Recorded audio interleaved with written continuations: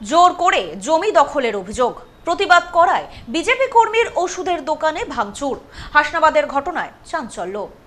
জোর করে জমি দখলের প্রতিবাদ করায় বিজেপি কর্মীর ওষুধের দোকানে ভাঙচুর চালানোর অভিযোগ উঠল তৃণমূল আশ্রিত দুষ্কৃতীদের বিরুদ্ধে। অভিযোগ, ভাঙচুরে বাধা দিতে গেলে বিজেপি কর্মীকে মারধর করে দুষ্কৃতীরা। স্বামীকে বাঁচাতে গেলে বিজেপি কর্মীর স্ত্রীকেও মারধর করা হয়, গয়না ছিনতাই করা হয় বলেও অভিযোগ। এই ঘটনায় থানায় অভিযোগ দায়ের করেছেন বিজেপি কর্মী। জানা গিয়েছে, বেশ কয়েক বছর আগে হাসনাবাদ থানার ঘূর্ণি বাজারে একটি জমি কেনেন বিজেপি কর্মী সুজিত মণ্ডল।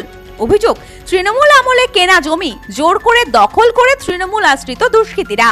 সম্প্রতি ওই জমিতে থাকা বাঁশের বেড়া ভেঙে ফেলেন সুজিত বাবু।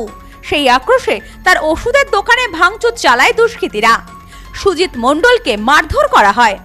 অভিযোগ, সুজিত মণ্ডলের স্ত্রী মৌমিতা মণ্ডল ঠেকাতে আসলে তাকেও মারধর করার পাশাপাশি তার গলার সোনার চেন ছিনতাই করে নিয়ে যায় তৃণমূলের দুষ্কৃতীরা। ঘটনার পর হাসনাবাদ থানায় অভিযোগ দায়ের করেছে মণ্ডল পরিবার। সদ্য লন্ডন থেকে চোখের অপারেশনের বিশেষ প্রশিক্ষণ নিয়ে ফিরেছেন ডাক্তার মোনাজির হোসেন। বনগাঁতে এই সর্বপ্রথম কোলফেকো, টোরিক, মাল্টিফোকাল ছানি অপারেশনের জন্য আসুন বনগাঁ আই কেয়ারে।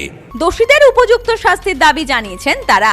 এ বিষয়ে সুজিত মণ্ডল বলেন, তৃণমূল আমলে আমি ঘূর্ণি বাজারে একটি জমি কিনেছিলাম। তৃণমূলের দুষ্কৃতীরা সেই জমি দখল করে রেখেছিল। আমি বাঁশের বেড়া ভেঙে দেওয়ায় দুষ্কৃতীরা আমার দোকানে ভাঙচুর চালায়। তৃণমূল আমলে আমি একটা জমি কিনি, সেই জমিটা জোর করে দখল করে নেয় তৃণমূলের কিছু দুষ্কৃতী। ঠিক আছে, অনেক দিন ধরে সেই জমিটার উপরে দখল করে রেখে দিয়েছে, জোর করে বেড়া দিতে যায়। আমি সেই বেড়াটা সরিয়ে দিই, আর সরিয়ে দেওয়ার ফলে সে এসে সন্ধে 6টা নাগাদ আমার দোকান ভাঙচুর করে। একদম দোকানের জিনিসপত্র ভেঙে চুরে ফেলে দেয়। কিসের দোকান? আমার ওষুধের দোকান। প্রচুর দামি দামি ওষুধপত্র খরচ হয়ে ক্ষয়ক্ষতি হয়ে গেছে।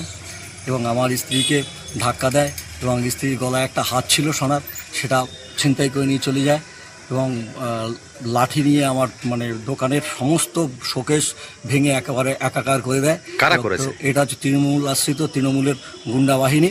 ঠিক আছে, তার মধ্যে একজনকে পুরো একদম পরিষ্কার দেখতে পেয়েছি, সেটা হচ্ছে অরুণ দাস, পিতা হচ্ছে রবীন দাস, মৃত রবীন দাস। এই করেছে এবং এর পিছনে বড় বড় তৃণমূলের মাথা জড়িত আছে বলে আমি মনে করছি। স্থানীয় তৃণমূল নেতা আনন্দ সরকার বলেন, দুষ্কৃতী কার্যকলাপ কখনোই মেনে নেওয়া হবে না। সকলকে দলের আইন শৃঙ্খলা মেনে চলতে হবে। কেউ যদি অন্যায় করে থাকে, প্রশাসন আইন মেনে ব্যবস্থা নেবে। পুরো বিষয়টি দলকে জানানো হবে। আশা করি দল কঠোর সিদ্ধান্ত নেবে। নিশ্চয়ই ঊর্ধ্বতন নেতৃত্ব যারা আছে তাদের কাছে অবশ্যই রিমাইন্ডার দিতে হবে এবং কঠোর পদক্ষেপ যাতে নেয় সে ব্যবস্থা করতে হবে।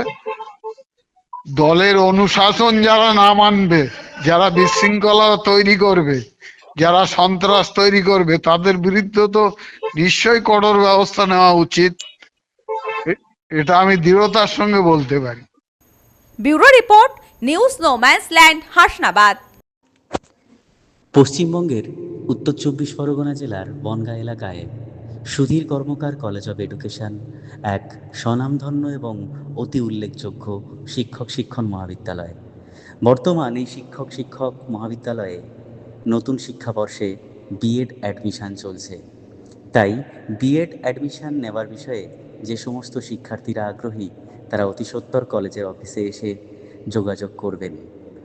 আমাদের কলেজের ঠিকানা গোপালনগর, চরচালকি, বনগাঁ, উত্তর 24 পরগনা।